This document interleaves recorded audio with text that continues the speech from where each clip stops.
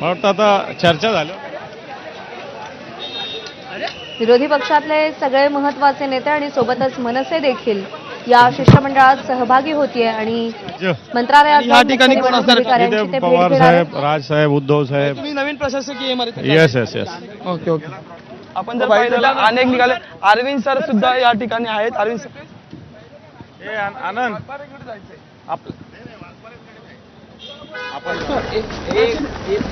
Sir 2 minute थांबा. एक राज्य के सर 2 मिनट थांबा. चुनाव आयोग के पास जाएगा.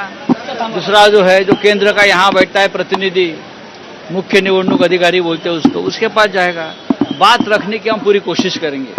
आता आमचे जे म्हणणं आहे ते आम्ही या ठिकाणी कळवण्याचा प्रयत्न करणार आहोत असं संजय राऊत म्हणतायत. 2 शिष्टमंडळ या ठिकाणाहून आता जाताना आपल्याला पाहायला मिळत आहेत. खासदार संजय राऊत आपल्याला मंत्रालयाच्या दिशेनं जात आहेत. आजच्या शिष्टमंडळाच्या निमित्तानं आपल्या ज्या मागण्या आहेत ते या ठिकाणी आपलं जे म्हणणं आहे निवडणुकीच्या संदर्भातलं ते या ठिकाणी हे सर्व मंडळी जे आहेत ते मांडताना आपल्याला पाहायला मिळणार आहेत.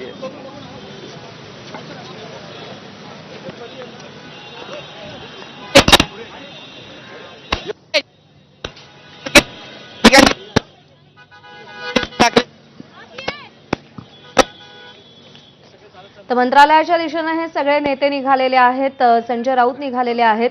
लोकशाही बळकट करण्याचा आमचा प्रयत्न आहे आणि याच्यामध्ये सगळ्यांनी सहभागी व्हायला पाहिजे असं देखील नेते म्हणतात. ज्या शिष्टमंडळामध्ये राज्यातले सर्व प्रमुख नेते आहेत ते शिष्टमंडळ मोठंच असणार, मजबूत असणार. शंका उपस्थित केल्या मात्र त्याचं उत्तर राज्य निवडणूक आयोगाने दिलं नाही. तुमचं उत्तर नाही दिलं तर त्याच्यावरती काय उपाय करायचे त्याच्यावरती आम्ही चर्चा केली. किती वेळाची साधारणपणे भेट मागितली आहे काय? अर्धा तास भेटून आम्ही तिकडे ताबडतोब यशवंतराव चव्हाणला तुमच्याशी बोलू. पण सर निवेदनात काय काय आहेत? कोणकोणते मुद्दे महत्त्वाचे आहेत? अनेक मुद्दे आहेत की देशभरात.